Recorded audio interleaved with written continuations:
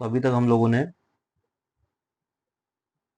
Basic atomic orbitals पढ़ लिए हैं कि एटॉमिक ऑर्बिटल्स कितने टाइप के होते हैं. So today we are going to start very important concept, hybridization. This is also a very essential topic under chemical bonding, hybridization. काफ़ी सारी ऑर्गेनिक के जो कॉन्सेप्ट्स हैं वो आपको इससे समझ आएंगे. तो फर्स्ट ऑफ ऑल हम ये समझें हाइब्रिडाइजेशन होता क्या है. देखिए, क्योंकि हम ऑर्गेनिक केमिस्ट्री पढ़ रहे हैं तो थोड़ा सा कार्बन के पर्सपेक्टिव से पढ़ेंगे. कार्बन का एटॉमिक नंबर 6 है. उस बेस पे इसका जो इलेक्ट्रॉनिक कॉन्फ़िगरेशन बनता है वो बनता है 1s2 2s2 2p2. So this is the valency shell.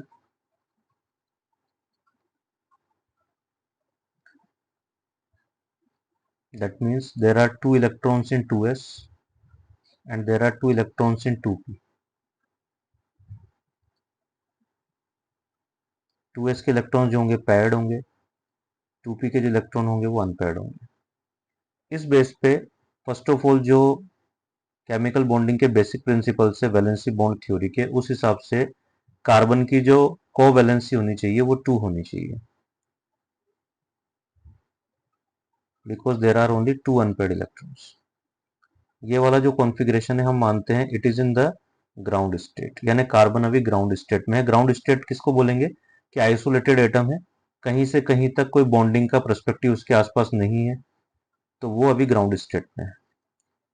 जब बॉन्डिंग होने के चांसेस बनते हैं तो कार्बन एटम जो है वो एक्साइटेड स्टेट में जाता है. उसके लिए फर्स्ट ऑफ ऑल 2s का एक इलेक्ट्रॉन जंप करके एक्साइट होकर के 2p में चला जाएगा. So there will be only one electron left in 2s.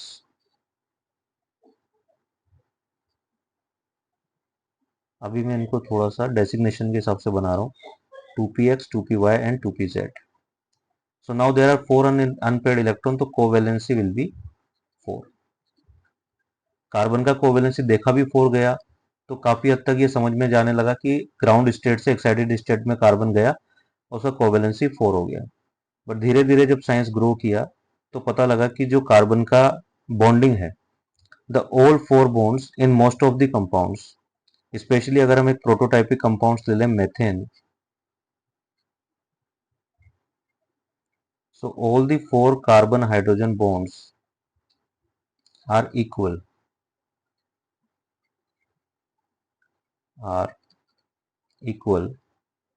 in length and bond angle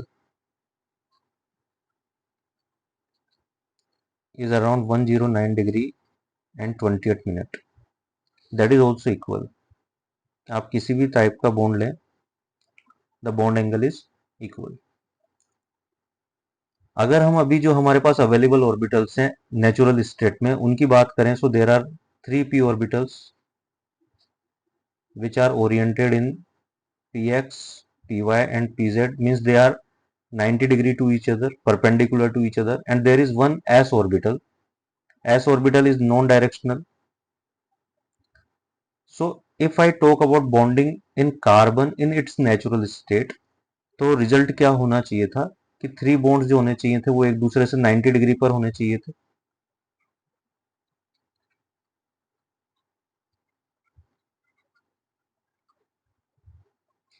and fourth bond must be random.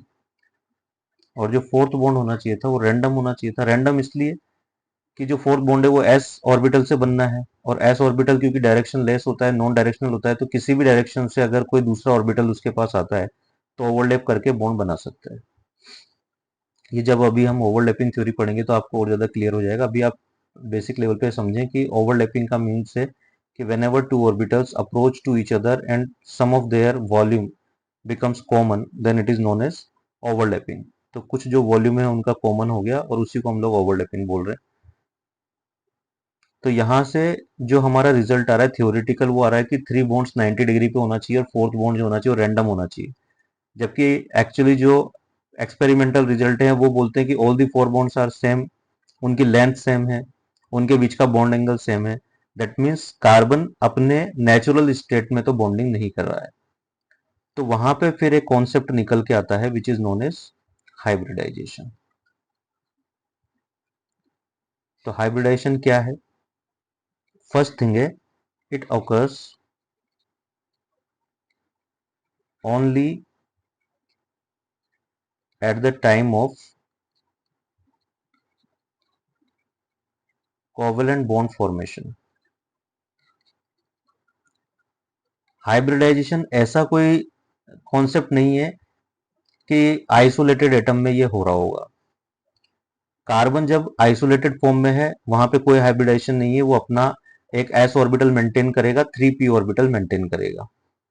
लेकिन जब कोवेलेंसी के लिए जाएगा तो फिर वो हाइब्रिडाइजेशन करेगा। सेकंड,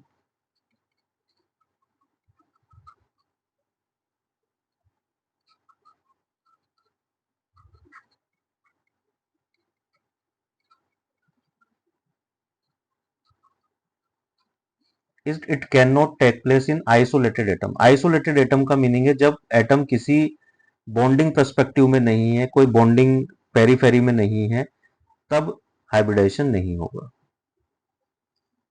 तो हाइब्रिडेशन है क्या? Basically it is intermixing of atomic orbitals of nearly same energy but different shape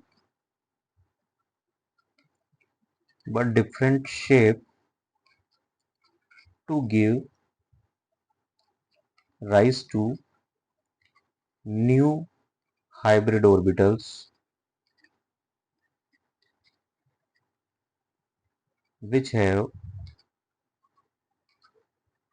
same energy and same shape। मैंने सेम एनर्जी के आगे हैश लगाया है, इसका मीनिंग है कि कभी ऐसा होगा कि उनका एनर्जी थोड़ा बहुत डिफरेंट रहेगा। शेप हालांकि ऑलमोस्ट उनका हर कंडीशन में सेम रहता है। ठीक है, एनर्जी क्यों डिफरेंट होगा वो हम जब आगे अभी पढ़ेंगे तो आपको समझ आएगा। तो इंटरमिक्सिंग ऑफ एटॉमिक ऑर्बिटल्स, यानी एक एटम है, मान लीजिए उसके कुछ एटॉमिक ऑर्बिटल्स हैं A, B, C and D. There are 4 orbitals and they all have nearly same energy, means उनका एनर्जी कैसा है? सेम है, एनर्जी उनका सेम है। अब एनर्जी सेम होने का क्या मीनिंग है कि जब हम n+l रूल लगाएं तो जो वैल्यू आना चाहिए वो नियर आना चाहिए। Like 4s, 4p and 3d। तो 4s के लिए वैल्यू हो जाएगा 4+0 दैट इज 4, 4p के लिए वैल्यू हो जाएगा 4+1 दैट इज 5, 3d के लिए वैल्यू हो जाएगा 3+2 that is 5। So the value is almost nearly same, 4, 5, 5।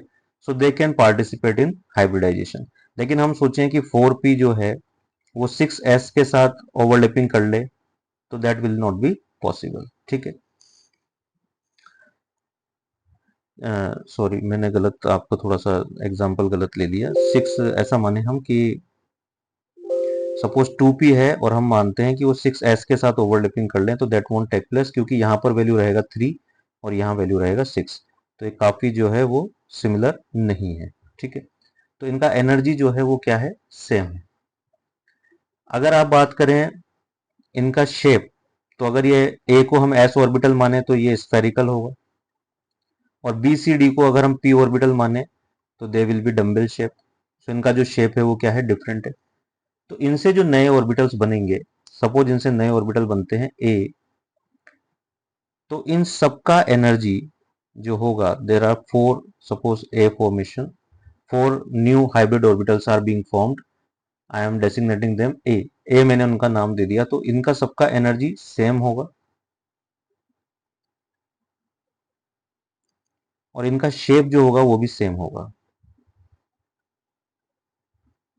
ठीक है, इसको हम बोलेंगे हाइब्रिडाइजेशन। तो पहली बात तो एटॉमिक ऑर्बिटल्स में होगा, और एटॉमिक ऑर्बिटल्स किसके? एक ही एटम के, means it is a intra atomic phenomenon, किन्हीं दो एटम्स के बीच में नहीं हो रहा है, ये एक ही एटम के जो एटॉमिक ऑर्बिटल्स हैं वो इसमें पार्टिसिपेट करेंगे। उनका एनर्जी सेम होना चाहिए, शेप उनका डिफरेंट हो सकता है, नए हाइब्रिड ऑर्बिटल्स मिलेंगे जिनका एनर्जी सेम होगा और शेप भी जिनका सेम होगा। अभी हमने सिंबॉलिकली इस चीज को समझा है यहाँ पे, ठीक है। अब हम हाइब्रिडेशन को थोड़ा सा और डिटेल में समझते हैं।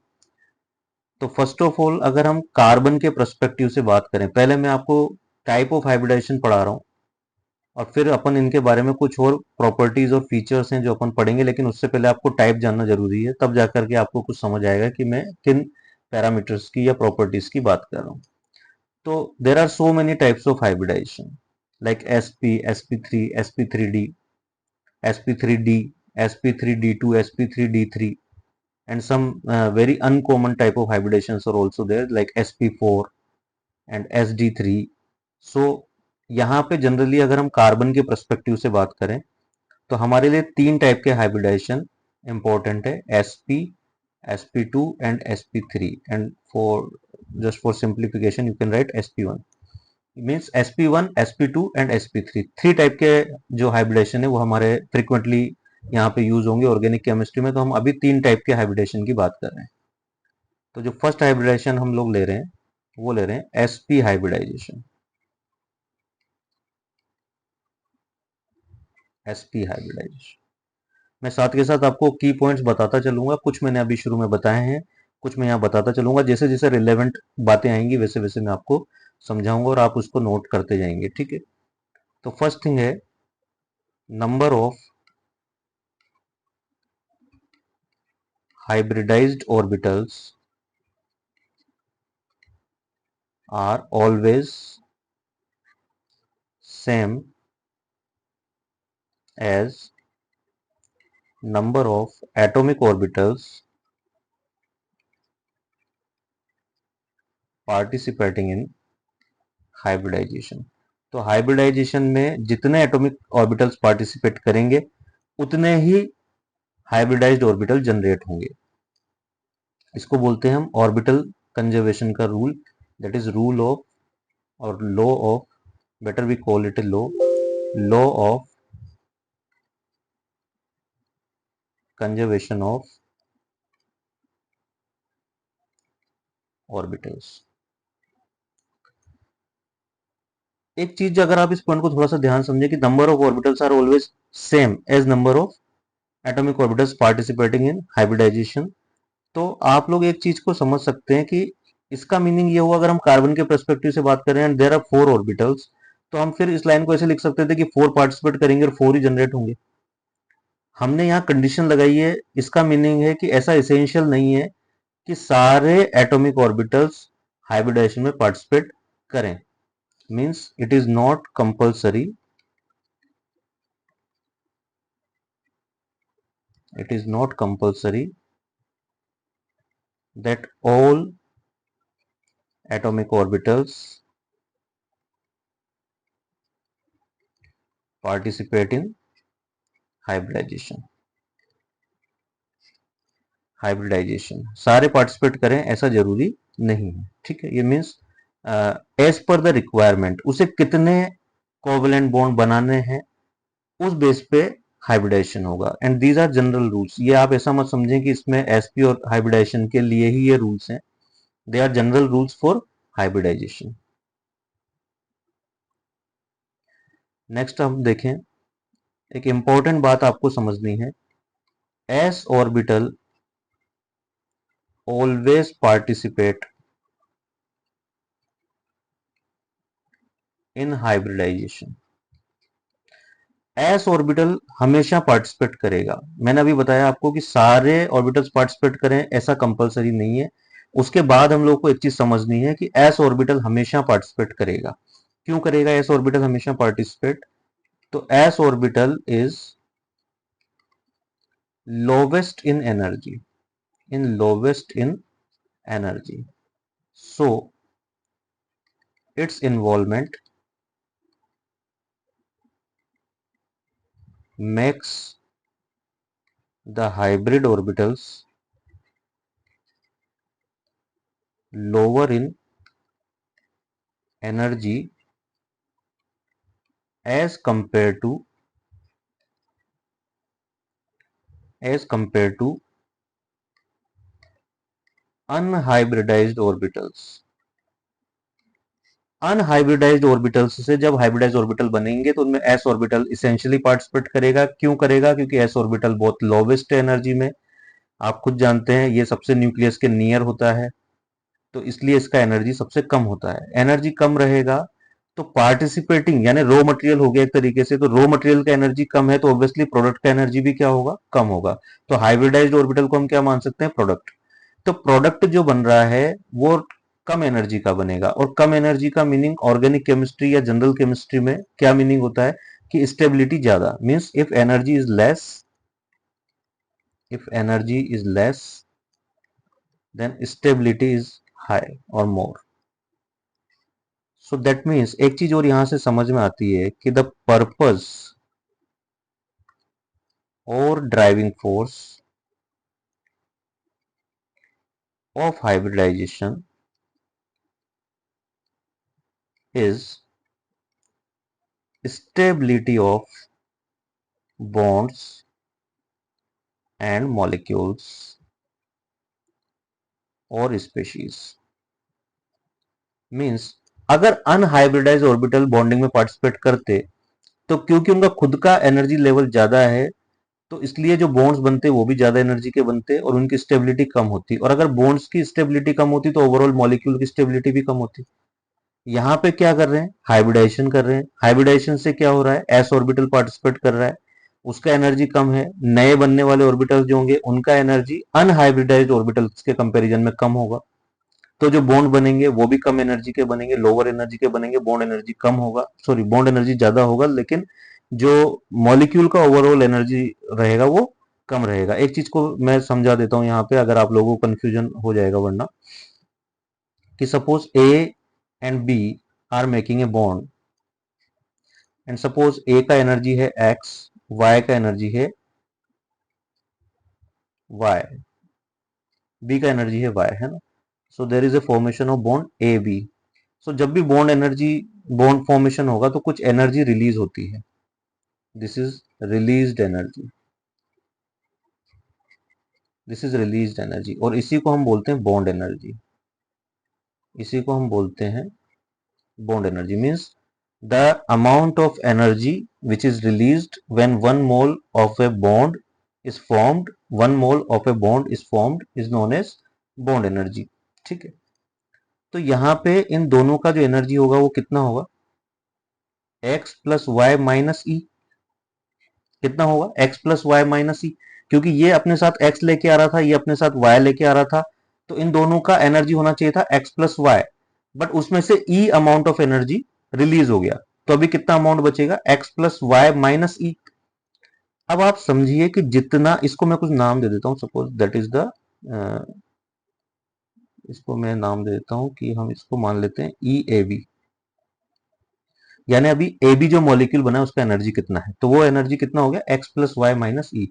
तो एक चीज समझिए कि ई जितना ज्यादा होगा उतना ही ई ए बी कम होगा, उतना ही ई ए बी क्या होगा? कम होगा। तो बॉन्ड जितना स्ट्रॉन्ग बनता है बॉन्ड एनर्जी उतनी ज्यादा होती है। That means bond energy released energy है, तो जितना एनर्जी रिलीज हो जाएगा कुल मिला के जो एनर्जी कंटेंट है मॉलिक्यूल का वो उतना ही डाउन चला जाएगा, और जितना मॉलिक्यूल का एनर्जी कंटेंट डाउन जाएगा उतना ही मॉलिक्यूल जो होगा वो स्टेबल हो जाएगा। So the purpose of hybridization और the driving force of hybridization is stability of molecule और how to make the bonds strong. ठीक है, मीन्स बॉन्ड के स्ट्रेंथ से इसका सीधा सीधा रिलेशनशिप है। वो अभी हम जब आगे देखेंगे तो कुछ चीजों के बाद आपको टेक्निकली समझ में आएगा कि बॉन्ड स्ट्रॉन्ग क्यों बन रहा है। ठीक है, तो ये कुछ जनरल पॉइंट्स थे जो आप लोगों को यहाँ पे पढ़ने थे। अब अगर हम प्रॉपर एसपी हाइब्रिडेशन की बात करें तो देखिए एसपी हाइब्रिडेशन का मीनिंग है, जो डेसिग्नेशन दिया जाता है हाइब्रिडेशन का वो दिया जाता है कि जो ऑर्बिटल्स पार्टिसिपेट करें उसके बेस पे इसका नाम होता है। तो यहाँ पे जैसे sp1 अपन इसको लिख सकते हैं, means 1s and 1p orbital is participating.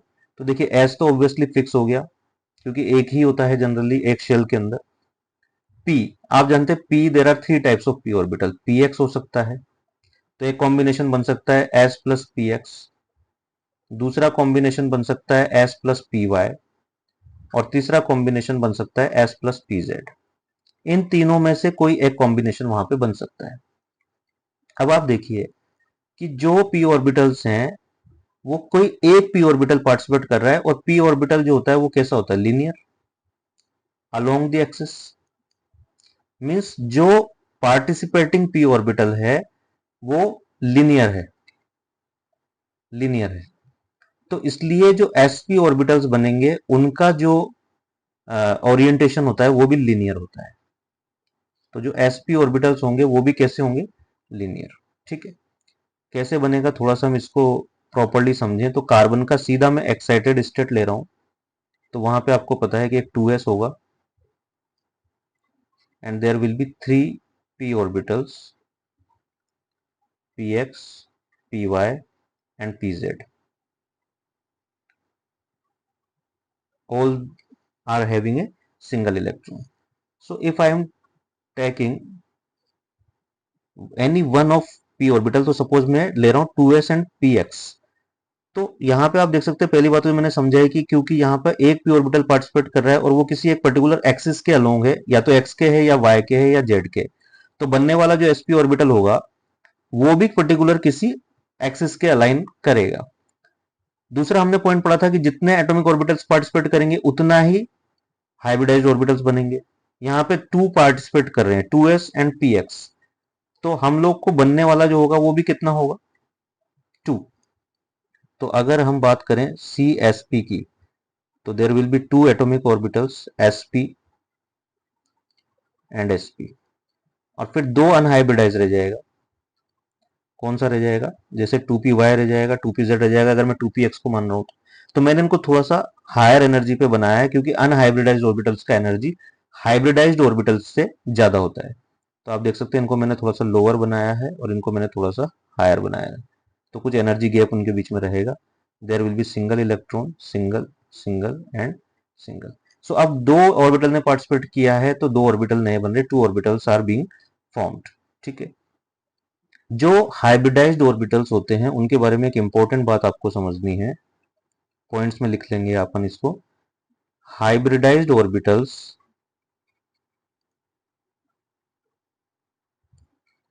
And unhybridized orbitals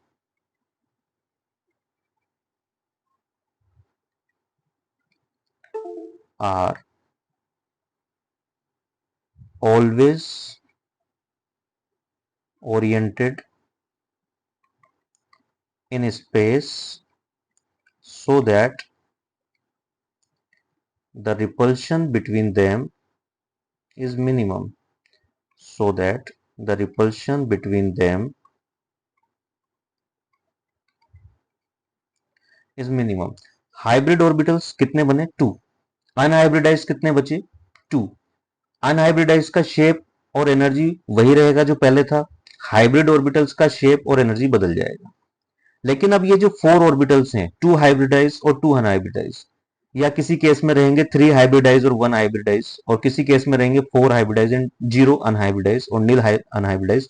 So they will align themselves such that the energy should be minimum of the whole system, and that is possible only when they are aligned as far possible from each other, as far as possible from each other। जितना दूर वो एक दूसरे से हो सकते हैं, जितना मिनिमम रिपल्शन उनके बीच में हो सकता है, वो पोजीशन वहां पे रहेगी। ठीक है, तो किस तरीके से sp हाइब्रिडाइज अवेलेबल होंगे, तो पहली बात तो आप एक चीज समझें कि हाइब्रिडाइज ऑर्बिटल दिखता कैसा है,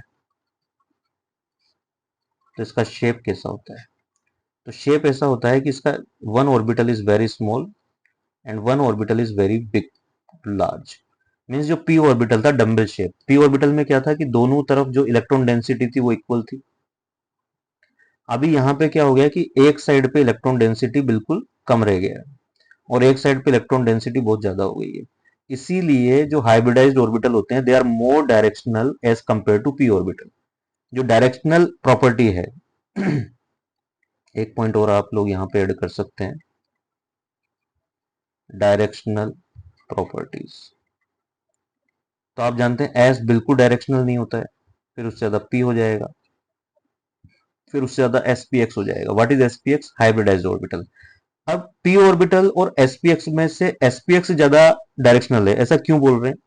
आप देख सकते हैं p ऑर्बिटल साइज में शायद अगर हम सोचें तो थोड़ा सा इक्विवेलेंट या बड़ा भी हो सकता है। इवन जनरली 99% केस में बड़ा ही होता है हाइब्रिडाइज से। यानी कि कुछ इस तरीके का कॉम्बिनेशन होता है कि s ऑर्बिटल जो होता है वो इस तरीके का होता है, then this is your spx and this is your p orbital.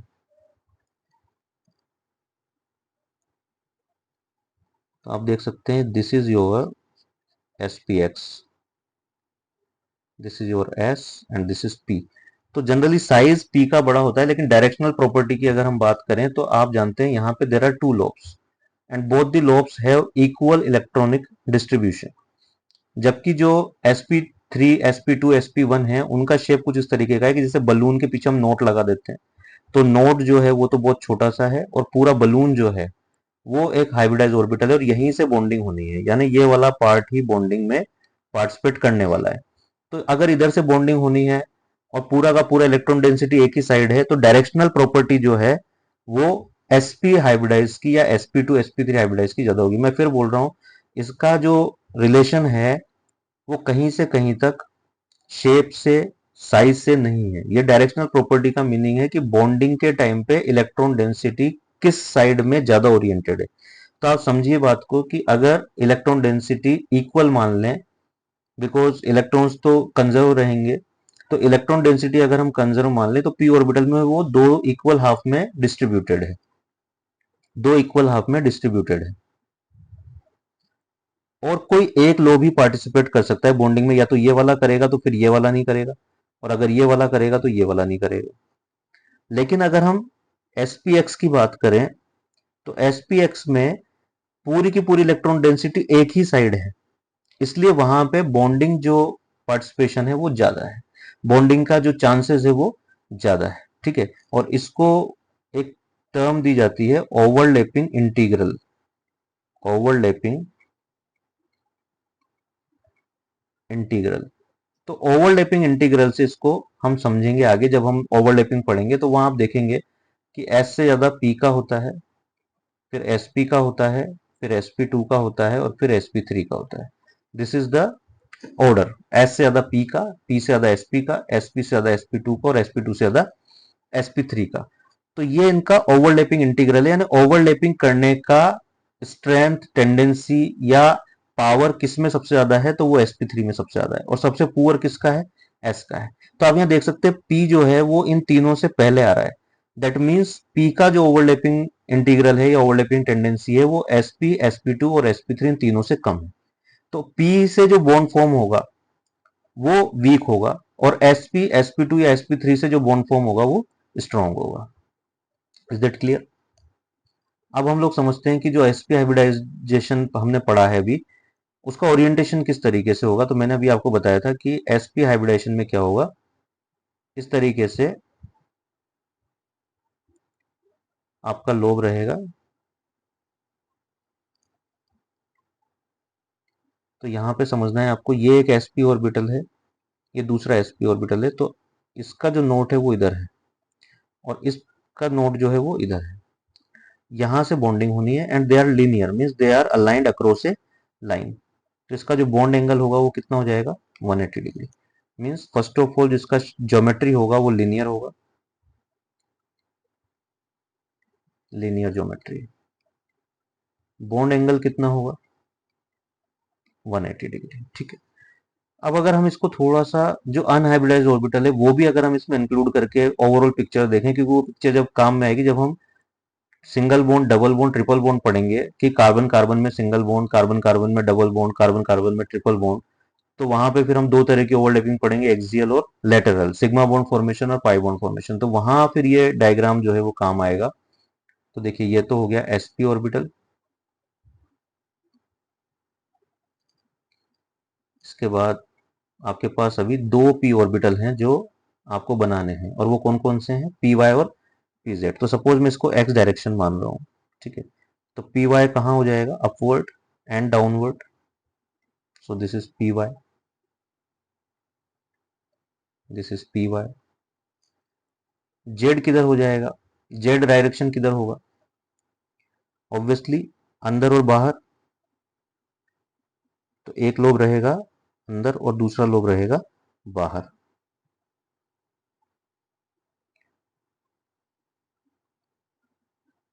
So this will be PZ and this will be PY.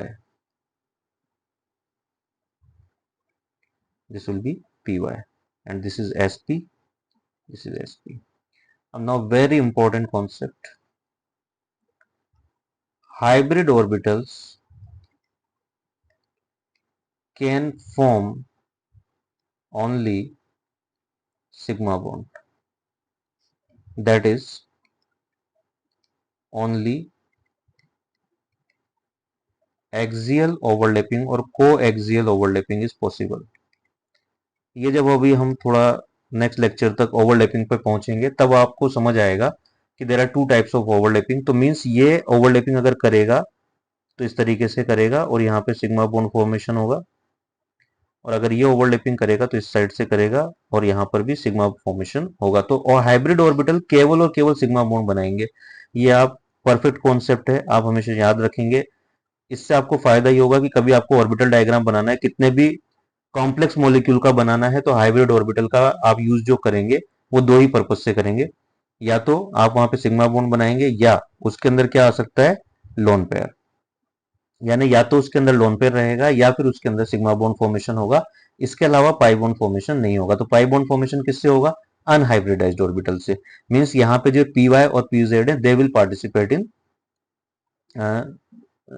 जो लेटरल ओवरलैपिंग है उसके अंदर ही पार्टिसिपेट करेंगे। ठीक है। इसके बाद नेक्स्ट सेकंड टाइप का जो हाइब्रिडाइजेशन है दैट इज sp2 हाइब्रिडाइजेशन। तो आप देख सकते हैं sp2 there are two p orbitals which are taking part in hybridization. तो यहाँ पे क्या कॉम्बिनेशन हम बना सकते हैं sp2 के लिए? तो देखिए बन सकता है या तो s plus P x plus P y, या हम बना सकते हैं s plus P Y plus P z, या हम बना सकते हैं s plus P x plus P z. आप देख सकते हैं तीनों के अंदर, जैसे अगर हम इसकी बात करें x और y, तो ये एक्स वाई प्लेन में रहेगा, यहाँ पे ये वाई जेड प्लेन में रहेगा और यहाँ पे ये एक्स जेड प्लेन में रहेगा। मीन्स यहाँ पे जो पी ऑर्बिटल पार्टिसिपेट कर रहे हैं वो किसी पर्टिकुलर प्लेन में पार्टिसिपेट कर रहे हैं। अब आप बताइए अगर प्लेन में पार्टिसिपेट कर रहे हैं तो जो रिजल्टेंट sp2 हाइब्रिडाइज्ड ऑर्बिटल होंगे वो भी कैसे होंगे? प्लेनर। यानी इनका जो ज्योमेट्री होगा वो प्लेनर होगा, प्लेनर ज्योमेट्री। तो प्लेनर में किस तरीके से होगा अभी हम समझेंगे, पर्टिकुलर नेम उसका बताएंगे, पर्टिकुलर ओरिएंटेशन उसका समझेंगे। कितने ऑर्बिटल पार्टिसिपेट कर रहे हैं? 3। तो बनेंगे भी कितने? 3। तो अगर हम इसको वापस से कार्बन के एक्साइटेड स्टेट से समझें तो there will be 1 2s and 2px 2py 2pz, each having single unpaired electron. When they will go for sp2 hybridization, so the 3 will participate in hybridization. तो 3 hybrid orbitals of same energy, इसलिए मैंने इनको एक ही level पे बनाया है, sp2 बनेंगे।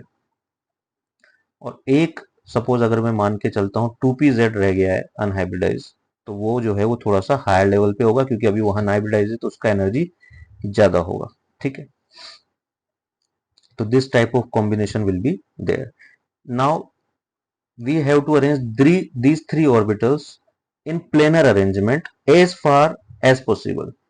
तीन ऑर्बिटल हैं, तीनों का एनर्जी सेम है, शेप सेम है, प्लेनर अरेंजमेंट हमें करना है और एक दूसरे से मैक्सिमम डिस्टेंस पे लेके जाना है।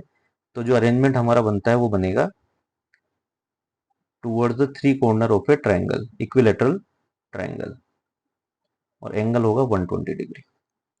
तो अगर मैं इसको ऑर्बिटल्स के फॉर्म में बनाऊंगा तो देखिए पहला ऑर्बिटल, दूसरा और तीसरा ऑर्बिटल। ठीक है। तो इस टाइप से ये sp2 ऑर्बिटल एक दूसरे से 120 डिग्री का एंगल लेकर के प्लेनर अरेंजमेंट में जाएंगे। इससे ज्यादा का एंगल बनाना पॉसिबल नहीं है। ठीक है।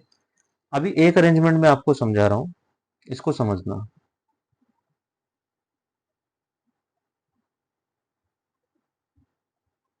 देखिए मान लीजिए एक sp2 ऑर्बिटल इस तरीके से ओरिएंटेड है in the plane of the board, दूसरा वाला जो है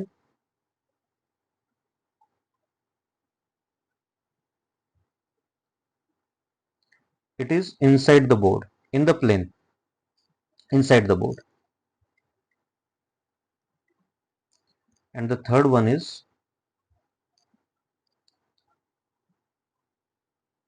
outside the board, again in the same plane.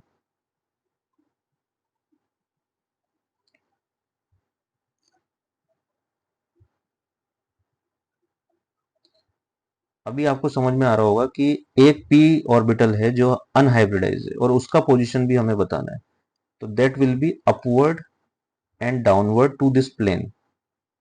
ये जो एक ट्रायंगुलर प्लेन बन के आएगा, इससे एक लोब ऊपर रहेगा और एक लोब नीचे रहेगा। This will be the kind of arrangement. तो इस टाइप के अरेंजमेंट को हम बोलते हैं ट्रायंगुलर प्लेनर अरेंजमेंट। अब ऑब्वियसली इसके अंदर पी ऑर्बिटल को पार्टिसिपेट नहीं कर रहे, क्यों? क्योंकि हम किसका अरेंजमेंट बता रहे हैं? हाइब्रिडाइज ऑर्बिटल्स का। तो हाइब्रिडाइज ऑर्बिटल का अरेंजमेंट ये वाला है, ट्रायंगुलर प्लेनर, और बॉन्ड एंगल कितना रहेगा? 120 डिग्री। नेक्स्ट जो हमको पढ़ना है वो पढ़ना है sp3 हाइब्रिडाइजेशन।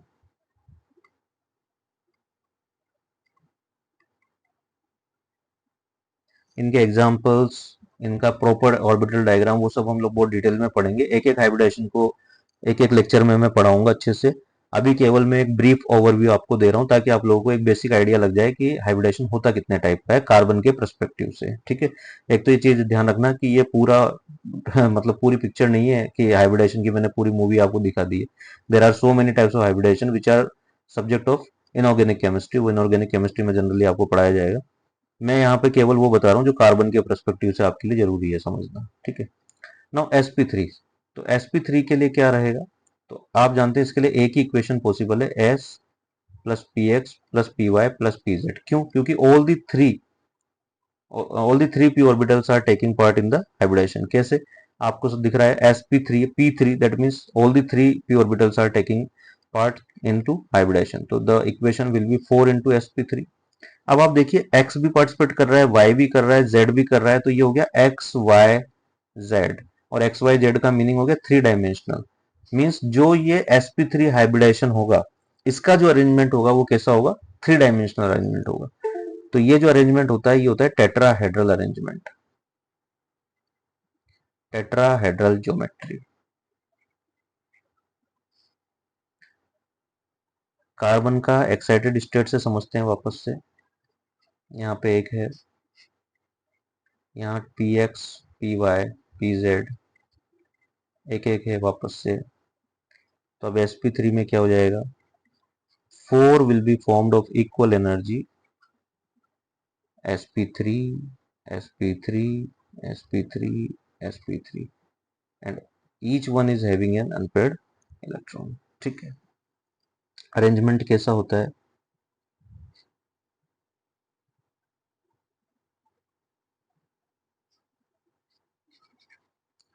तो बेसिकली इस तरीके का अरेंजमेंट होता है और एंगल होता है 109 डिग्री 28 मिनट।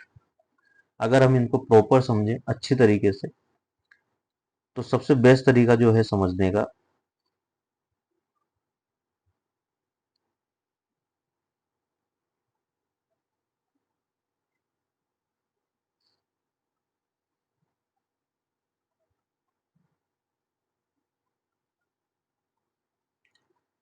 आप टू अपोजिट कॉर्नर्स की बात करें क्यूब में, एक ये वाला ले लिया, एक ये वाला ले लिया, यानी अपर फेस का टू अपोजिट, और जो लोअर फेस है उसके भी two opposite, but not exactly the same. तो आप अगर देखना चाहें तो आप देख सकते हैं कि इन तीन डॉट आप कोई भी मानेंगे तो उनके बीच में कॉर्नर है। ठीक है, अब यहाँ सेंटर में सपोज आप मान लीजिए कहीं पे न्यूक्लियस है, और इन लाइंस को मैच कर दीजिए। तो ये जो अरेंजमेंट आपको मिला है ये बेसिकली रियल टेट्राहेड्रल शेप है। तो टेट्राहेड्रल शेप को अगर आप ध्यान से देखेंगे,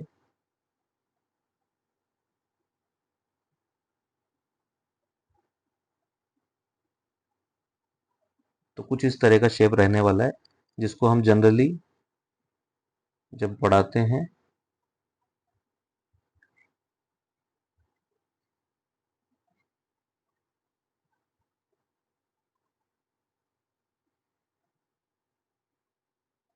इस तरीके से हम ड्रॉ कर देते हैं। तो ये और ये दोनों जो है वो सेम है। और एक बहुत बड़ा मिसकंसेप्शन sp3 के लिए बच्चे बना लेते हैं दिमाग में कि ये 3 जो नीचे वाले हैं ये लेग और ऊपर एक ये ट्रंक, ऐसा पढ़ाते हैं ना कि ट्राइपॉड जैसा है, ट्राइपॉड जैसा है। ट्राइपॉड जो होता है कैमरे का जो स्टैंड होता है ट्राइपॉड। तो जनरली बच्चों के दिमाग में मिसकंसेप्शन आता है कि there are 3 down legs and one there is a trunk.